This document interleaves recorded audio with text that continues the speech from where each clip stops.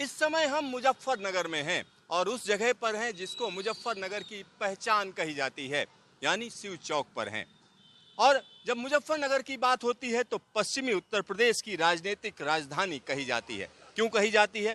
क्योंकि देश का पहला मुस्लिम गृह मंत्री जब चुनकर दिया तो इसी शहर ने दिया। साथ ही साथ चौधरी चरण सिंह को जिसने हराया वो यही शहर था। अजीत सिंह को जिसने करारी शिकस्त दी वो भी यही शहर था। यानी जब मुजफ्फरनगर से राजनीतिक लहर शुरू होती है तो पूरे के पूरे प्रदेश में उसका असर पड़ता है। और यहाँ पर हमारे साथ मुजफ्फरनगर के कई और लोग भी हैं, उनसे भी हम बात करेंगे और जानने की कोशिश करेंगे आखिरकार मुजफ्फरनगर की जब हम बात करते हैं तो इतनी ज़्यादा इम्पोर्टेंस क्यों दी जाती है। क्या नाम है भाई साहब आपका? मेरा नाम सौरभ स्वरूप है। तो सौरभ जी, जब हम ये कहते हैं कि मुजफ्फरनगर पश्चिमी उत्तर प्रदेश की राजनीतिक राजधानी है, ये कहना ठीक होगा? कई मायनों में आप कह सकते हैं, क्योंकि बहुत बड़े नेताओं की ये कर्म भूमि रही है। और हमारे जो वर्तमान सांसद हैं संजीव बालियान जी, वो भी बड़े स्तर के नेता हैं, उनकी भी ये कर्म भूमि रही है। इस नाते आप कह सकते हैं कि पश्चिम उत्तर प्रदेश की राजधानी है। जब मुफ्ती मोहम्मद सईद की बात होती है तो देश के जो पहले मुस्लिम गृह मंत्री थे उनको भी इसी शहर ने चुनकर भेजा था। यानी देश की राजनीति में एक अहम योगदान रखती है ये जगह। भाई साहब, आप क्या कहना चाहेंगे इस बार के इलेक्शन के बारे में? क्या मुद्दे रहे इस बार? सुरक्षा का सबसे बड़ा मुद्दा रहा। हर एक आदमी सुरक्षा से खुश है और होना भी चाहिए। हर आदमी सुरक्षित है और इसी मुद्दे पे सबसे बड़ा मुद्दा यही है। बाकी सब मुद्दे तो बाद में, अगर जान माल सब सही है तो सब कुछ सही है। तो संजीव बालियान जी ने यहाँ का माहौल बहुत बढ़िया किया, योगी जी ने, और आपके जो प्रधानमंत्री जी हैं उनके तो कहने कुछ नहीं, उनसे बढ़िया तो कोई है ही नहीं फिलहाल। तो मोदी जी, योगी जी और संजीव बालियान जी, इस बार फिर से बीजेपी सरकार और यहाँ संजीव बालियान जी की सरकार। क्या नाम है आपका? मेरा सुमित रोहल। तो यहाँ पर कहीं ना कहीं जो लोग हैं वो लगता है कि मोदी जी को जो है ज़्यादा तरजीह दे रहे हैं। आपका क्या शुभ नाम है? और दूसरी चीज़ मैं ये जानना चाह रहा हूँ, जब डबल इंजन की सरकार कही जाती है तो इस बार वोट पर उसका कितना असर पड़ रहा है? वोट पर पूरा असर पड़ रहा है। डबल इंजन सरकार ने पूरे देश भर में, और संजीव बालियान जी ने हमारे मुजफ्फरनगर में बहुत अच्छे कार्य किए हैं। जिले स्तर पर इतना कार्य किसी भी सांसद ने आज तक नहीं किया जितना संजीव बालियान जी ने पिछले 10 सालों में किया है। और उसका वोट पर फर्क ये पड़ा कि आम आदमी एक तरफा से संजीव बालियान जी को वोट दे रहा है। लेकिन कुछ ऐसी भी खबरें आ रही थी कि राजपूत विरोध कर रहे हैं बालियान का। संगीत सोम जी ने समर्थन दे दिया है। सुबह सब जगह से टेलीकास्ट हो रहा है, वो संजीव बालियान जी के साथ है। संजीव बालियान जी को समर्थन मिल रहा है। वैसे वो बड़ा खामोश खड़े हैं। क्या शुभ नाम है आपका? और आपसे रमेश चंद्र वर्मा। रमेश जी, जब हम मुजफ्फरनगर की बात करना चाहें तो राजनीतिक परिप्रेक्ष्य में इसको कहाँ रखेंगे इस शहर को? यार ये सब सही चल रहा, जो कुछ चल रहा इसमें, ये तो सब ऊपर ही रहेगा शहर, तो और कहाँ रहेगा। तो इस बार किसकी सरकार? अपनी सरकार होगी, मोदी की। मोदी सरकार, मोदी की होगी भाई। आपका शुभ नाम क्या? राजेश कुमार। राजेश जी, आप क्या करते हैं? मेरा टेंट हाउस का काम है जी। तो यहाँ अगर हम बात करें तो जैसे सुबह मैं देख रहा था पोलिंग कम है, लोग कम बूथ पर पहुँच रहे हैं। निकलने शुरू हो गए बहुत ज़्यादा, अब तो बढ़ते जा रहे हैं, काफ़ी भीड़ बढ़ गई है वजह दोपहर के हिसाब इस से। बार के मुद्दे क्या रहे? भाई मुद्दे तो ये हैं, जैसे सफाई वगैरह है, और आपका मकान बहुत बनवा दिए मोदी जी ने, योगी जी ने। बहुत हमारी बस्ती में, इंदिरा कॉलोनी, आनंदपुरी में बहुत मकान बनवाए गरीब आदमियों के। तो ऐसी कोई बात नहीं, बढ़िया है। और बहुत बढ़िया साफ़ सफाई चल रही, बहुत बढ़िया विकास हो रहा। और लड़कियां भी नीडर घूम रही हैं, 7 बजे 8 बजे कोई नहीं। जैसे मुजफ्फरनगर में 15 साल पहले बहुत माहौल ख़राब था, अब ऐसी कोई बात नहीं है। अब बहुत अच्छा माहौल है, 10-10 बजे तक मार्केट में घूमते हैं, कोई दिक्कत नहीं। पहले बाइकें बहुत उठ जाती थी, वेंकट हालो के आगे से, ये 2 उठ गई, आज 1 उठ गई, 3 उठ गई, अब कोई बाइक नहीं उठती। यानी लॉ एंड ऑर्डर की व्यवस्था अच्छी है। हाँ बढ़िया है जी, बहुत सुंदर, बहुत बढ़िया।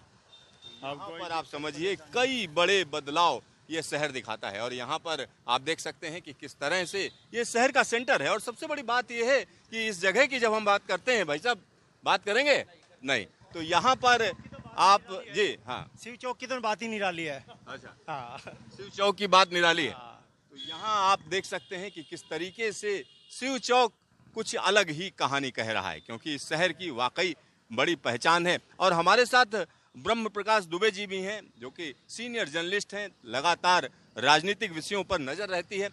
ब्रह्मा, अगर हम आज की बात करें और पहले चरण का यह चुनाव है, किस तरीके का रुझान दिख रहा है? देखिए, वेस्टर्न यूपी की 8 लोकसभा सीटों पर इस बार चुनाव हो रहा है पहले फेज में, और हमने और आपने सुबह से लगातार इस पूरे इलाके में, इस लोकसभा क्षेत्र में घूमे हैं। तो ख़ास तौर से मुजफ्फरनगर का आकलन करें तो मुझे लग रहा है कि वोटिंग परसेंटेज सुबह भले ही धीमे धीमे चल रहा हो, लेकिन शाम होते होते उस ट्रेंड में बदलाव आया है।